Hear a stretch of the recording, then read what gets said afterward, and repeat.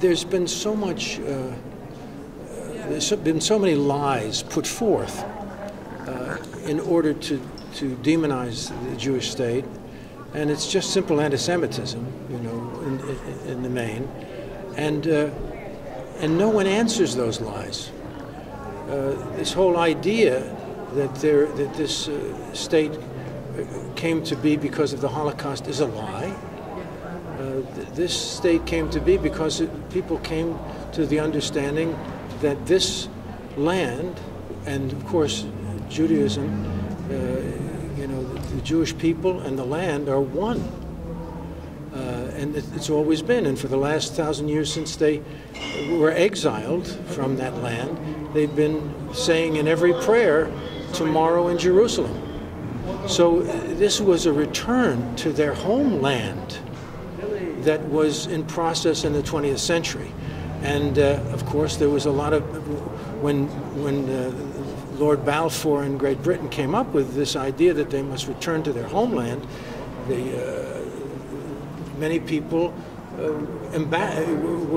felt that the anti-Semites of the world came forth and tried to diminish it, and then when it was put into a legal form by the people who won the First World War and the League of Nations, when they said, we're going to accomplish this, we're going to have, the British are going to see that this thing happens, this unfolds, that the Jews will be returned to their homeland. There were lots of battles, but since that time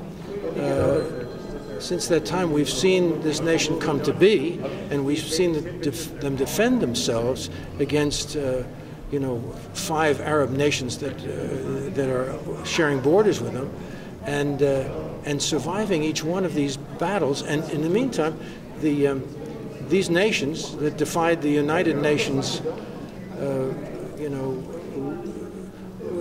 bringing to be this Jewish state, were not held accountable. So right down to this present time, there has been violence against these people and this and their land, and everyone lets it go. They let it go, and they don't counteract the lies in a formal way in the United Nations. You know, even now in our government, we don't say, "Hey, wait a minute, this is all baloney, fellas.